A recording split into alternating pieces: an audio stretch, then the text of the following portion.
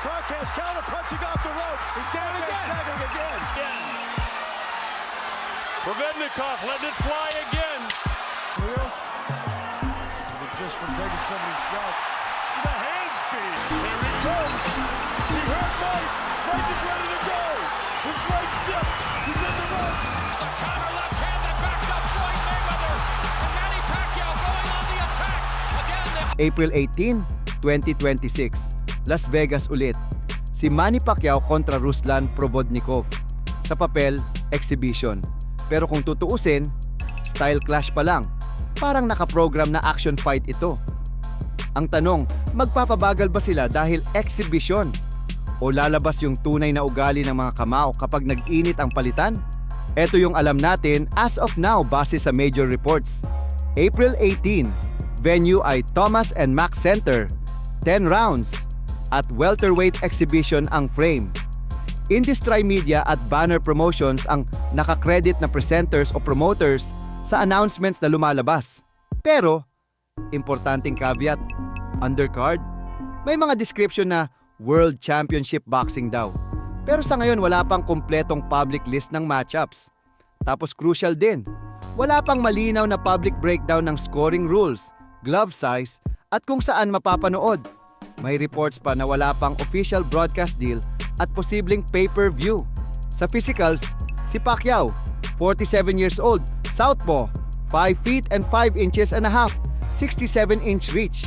Si Provodnikov, 42, orthodox, 5 feet and 6 inches, 66-inch reach. Sa records, Pacquiao, 62 wins, 8 losses and 3 draws, 39 via way of knockouts. Provodnikov, 25 wins, 5 losses, 18 via way of knockouts. Kaya kahit exhibition ang label, gets mo agad bakit delikado ito. Parehong may bigat at parehong may muscle memory sa gera. Ang pinakamalaking real-world advantage ni Pacquiao ngayon. May recent pro data point siya. Noong July 2025, nag-majority draw siya laban kay Mario Barrios. At sa CompuBox numbers, 101 landed out of 577, that's 17.5%. At May, 81 power punches landed. Ibig sabihin, pag nakapwesto at nakasabay sa timing, may sting pa. Pero kitang-kita rin yung reality. Lumabas yung pagod sa second half at doon siya napipilitang maging mas stationary. Kay Provodnikov naman, last pro fight niya, 2016. Unanimous decision loss kay John Molina Jr. Kahit anong highlights pa ang balikan, ang malaking issue dito.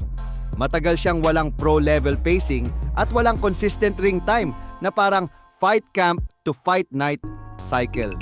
Para kay Pacquiao, ang winning formula niya ngayon parang geometry talaga.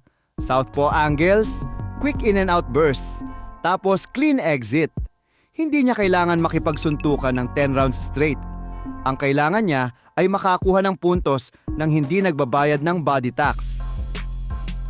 Ang ayaw niyang mangyari, matrap sa ropes or ma-corner, tapos phone booth exchange. Kasi doon pumapasok yung body work, doon bumabagal yung paa, at doon lumalabas yung late fade. Kung exhibition man ito, mas may allowance siya.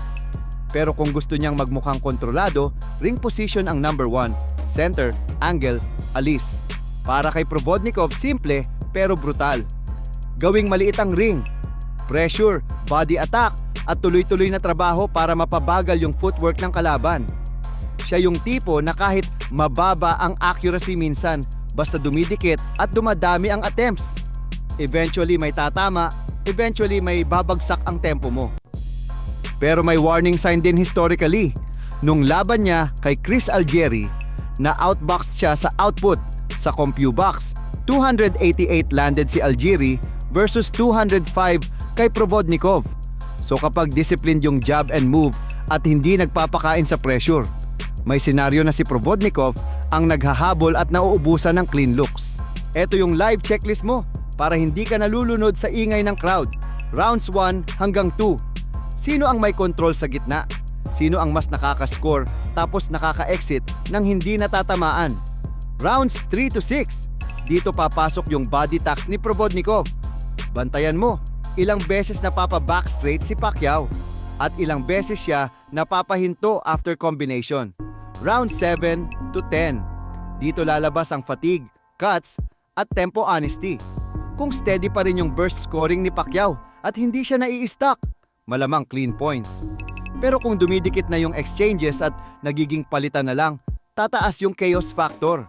Game tayo sa scenarios, pang fight night clarity. Scenario A, Pacquiao by decision of points, 52%. Ang requirement, clean entry-exit, iwas ropes, at kontrolado yung pacing. Hindi pwedeng puro emotion. Scenario B, stoppage either way, 23%. Bakit? Exhibition plus unknown rules plus cut risk plus possible attrition swings. Kapag may isang round na biglang naging real fight ang palitan, pwedeng mabilis magbago ang lahat. Scenario C, Provodnikov win or draw or unclear exhibition outcome, 25%. Ito yung path kapag kinain ng bodywork si Pacquiao, lumabas yung late fade, or kung maging malabo yung scoring setup at crowd-pleasing ang priority. Mga idol, exhibition man sa papel, yung chemistry ng styles ang magdidikta kung show lang ba o gera talaga. April 18, 2026, Las Vegas, Pacquiao versus Provodnikov. Ang tanong, kontrolado ba ang tempo o lalabas yung bangis kapag may unang tumama ng malinis?